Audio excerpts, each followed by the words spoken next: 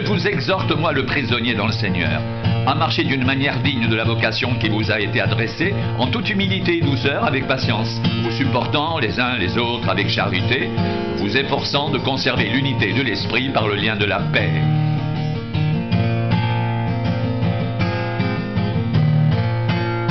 Il y a un seul corps et un seul esprit, comme aussi vous avez été appelés à une seule espérance par votre vocation. Il y a un seul Seigneur, une seule foi, un seul baptême, un seul Dieu et Père de tous, qui est au-dessus de tous et parmi tous et en tous.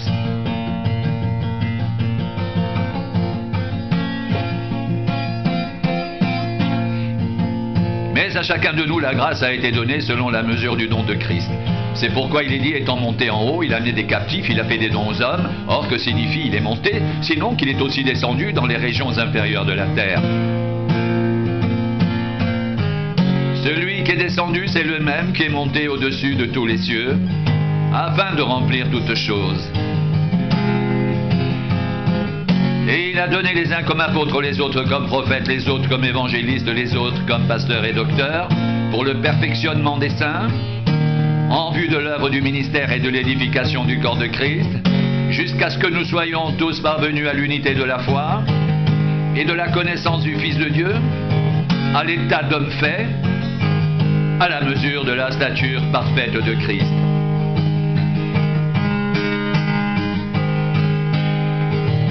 Ainsi, nous ne serons plus des enfants flottants et emportés à tout vent de doctrine, par la tromperie des hommes, par leur ruse dans les moyens de séduction, mais en professant la vérité dans la charité, nous croîtrons à tous égards en celui qui est le chef, Christ. C'est de lui, et grâce à tous les liens de son assistance, que tout le corps bien coordonné et formant un solide assemblage tire son accroissement selon la force qui convient à chacune de ses parties et s'édifie lui-même dans la charité. Voici donc ce que je dis et ce que je déclare dans le Seigneur. C'est que vous ne devez plus marcher comme les païens, qui marchent selon la vanité de leurs pensées. Ils ont l'intelligence obscurcie.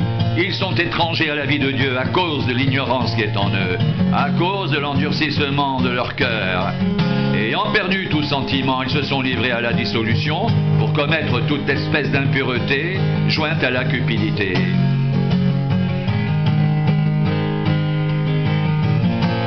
Mais vous, ce n'est pas ainsi que vous avez appris Christ.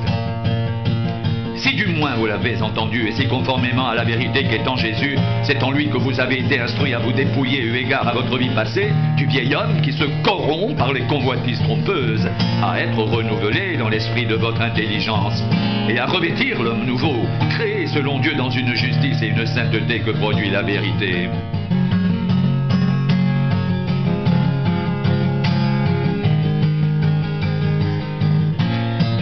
N'attristez pas le Saint-Esprit de Dieu par lequel vous avez été scellés pour le jour de la rédemption.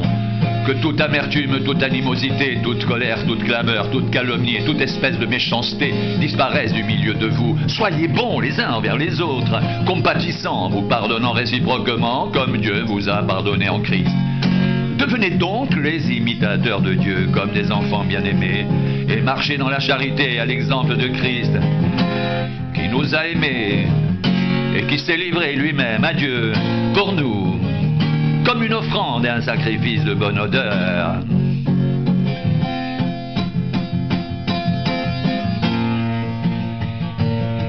Que l'impudicité, qu'aucune espèce d'impureté, que la cupidité ne soit pas nommée parmi vous, ainsi qu'il convient à des saints, qu'on n'entende ni paroles déshonnêtes, ni propos insensés, ni plaisanteries, choses qui sont contraires à la bienséance, qu'on entende plutôt des actions de grâce. Car sachez-le bien, aucun impudique ou impur ou cupide, c'est-à-dire idolâtre, n'a d'héritage dans le royaume de Christ et de Dieu, que personne ne vous séduise par de vains discours. Car c'est à cause de ces choses que la colère de Dieu vient sur les fils de la rébellion. N'ayez donc aucune part avec eux. Autrefois vous étiez ténèbres et maintenant vous êtes lumière dans le Seigneur. Marchez comme des enfants de lumière. Car le fruit de la lumière consiste en toutes sortes de bonté, de justice et de vérité. Examinez ce qui est agréable au Seigneur. Et ne prenez point part aux œuvres infructueuses des ténèbres, mais plutôt condamnez-les. Car il est honteux de dire ce qu'ils font en secret, mais tout ce qui est condamné est manifesté par la lumière, car tout ce qui est manifesté est lumière.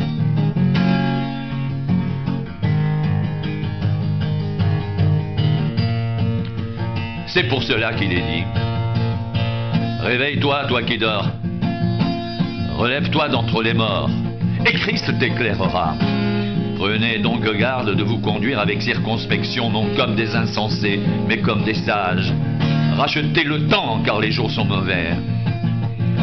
C'est pourquoi ne soyez pas inconsidérés, mais comprenez quelle est la volonté du Seigneur. Ne vous enivrez pas de vin, c'est de la débauche, soyez au contraire remplis de l'esprit. Entretenez-vous par des psaumes, par des hymnes et par des cantiques spirituels, chantant et célébrant de tout votre cœur les louanges du Seigneur. Rendez continuellement grâce pour toutes choses à Dieu le Père, au nom de notre Seigneur Jésus-Christ, vous soumettant les uns aux autres dans la crainte de Christ.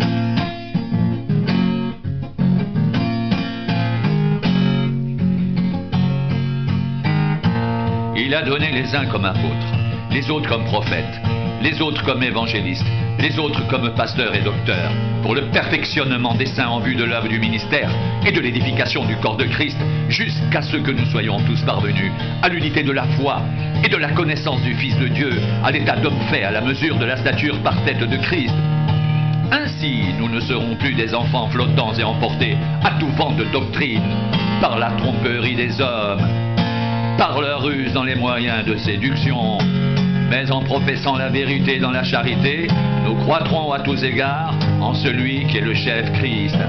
C'est de lui et grâce à tous les liens de son assistance que tout le corps bien coordonné et formant un solide assemblage tire son accroissement selon la force qui convient à chacune de ses parties et s'édifie lui-même dans la charité.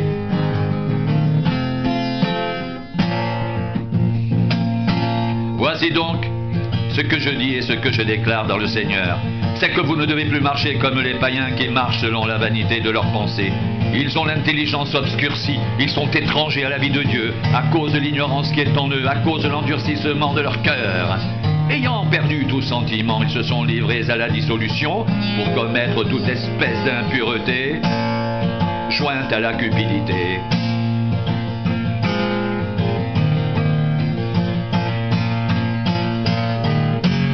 Mais vous, ce n'est pas ainsi que vous avez appris Christ.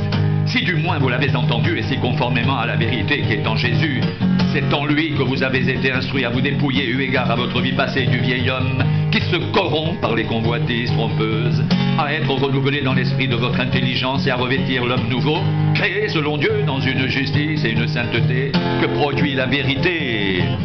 N'attristez pas le Saint-Esprit de Dieu, par lequel vous avez été scellés pour le jour de la rédemption.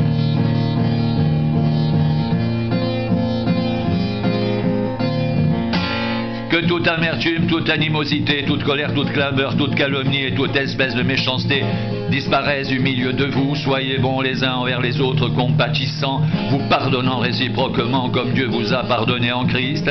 Devenez donc les imitateurs de Dieu, comme des enfants bien-aimés, et marchez dans la charité à l'exemple de Christ, qui nous a aimés, qui s'est livré lui-même à Dieu pour nous, comme une offrande et un sacrifice de bonne odeur.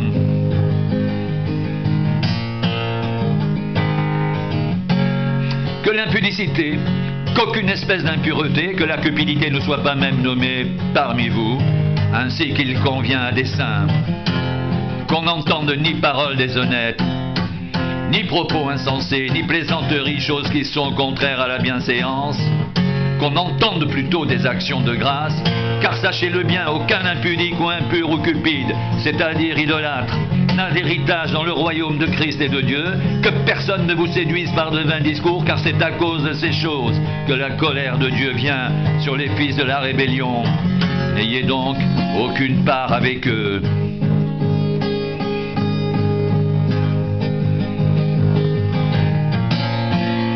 Autrefois vous étiez ténèbres, Et maintenant vous êtes lumière dans le Seigneur, marchez comme des enfants de lumière. Car le fruit de la lumière consiste en toutes sortes de bonté, de justice et de vérité. Examinez ce qui est agréable au Seigneur. Et ne prenez point part aux œuvres infructueuses des ténèbres, mais plutôt condamnez-les, car il est honteux de dire ce qu'ils font en secret.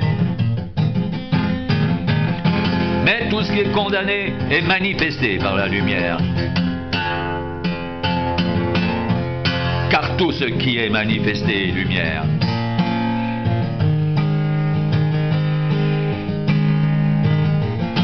C'est pour cela qu'il est dit, réveille-toi, toi qui dors, relève-toi d'entre les morts et Christ t'éclairera. Prenez donc garde de vous conduire avec circonspection, non comme des insensés, mais comme des sages.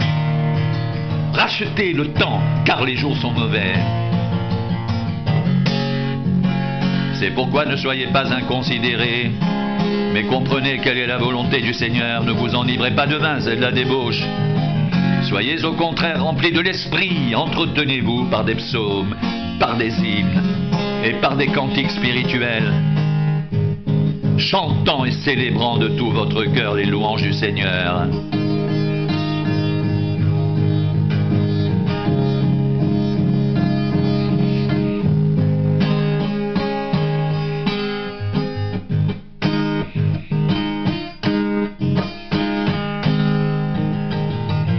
Rendez continuellement grâce pour toutes choses à Dieu le Père, au nom de notre Seigneur Jésus-Christ. Vous soumettant les uns aux autres dans la crainte de Christ.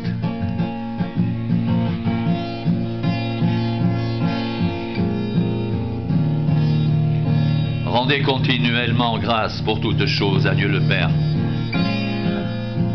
au nom de notre Seigneur Jésus-Christ, vous soumettant les uns aux autres dans la crainte de Christ.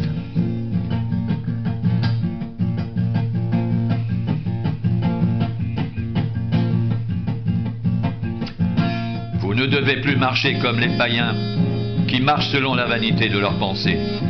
Ils ont l'intelligence obscurcie, ils sont étrangers à la vie de Dieu à cause de l'ignorance qui est en eux, à cause de l'endurcissement de leur cœur. Ayant perdu tout sentiment, ils se sont livrés à la dissolution pour commettre toute espèce d'impureté jointe à la cupidité.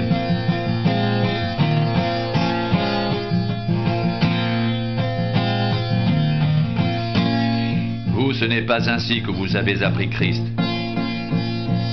Si du moins vous l'avez entendu et si conformément à la vérité qui est en Jésus, c'est en lui que vous avez été instruits à vous dépouiller, eu égard à votre vie passée, du vieil homme qui se corrompt par les convoitises trompeuses, à être renouvelé dans l'esprit de votre intelligence et à revêtir l'homme nouveau, créé selon Dieu, dans une justice et une sainteté que produit la vérité. Il a donné les uns comme apôtres, les autres comme prophètes, les autres comme évangélistes, les autres comme pasteurs et docteurs, pour le perfectionnement des saints, en vue de l'œuvre du ministère et de l'édification du corps de Christ, jusqu'à ce que nous soyons tous parvenus à l'unité de la foi et de la connaissance du Fils de Dieu, à l'état d'homme fait à la mesure de la stature parfaite de Christ. Ainsi, nous ne serons plus des enfants flottants et emportés à tout vent de doctrine par la tromperie des hommes, par leur ruse dans les moyens de séduction, mais en professant la vérité dans la charité, nous croîtrons à tous égards en celui qui est le chef, Christ. C'est de lui et grâce à tous les liens de son assistance que tout le corps bien coordonné et formant un solide assemblage tire son accroissement selon la force qui convient à chacune de ses parties et s'édifie lui-même dans la charité.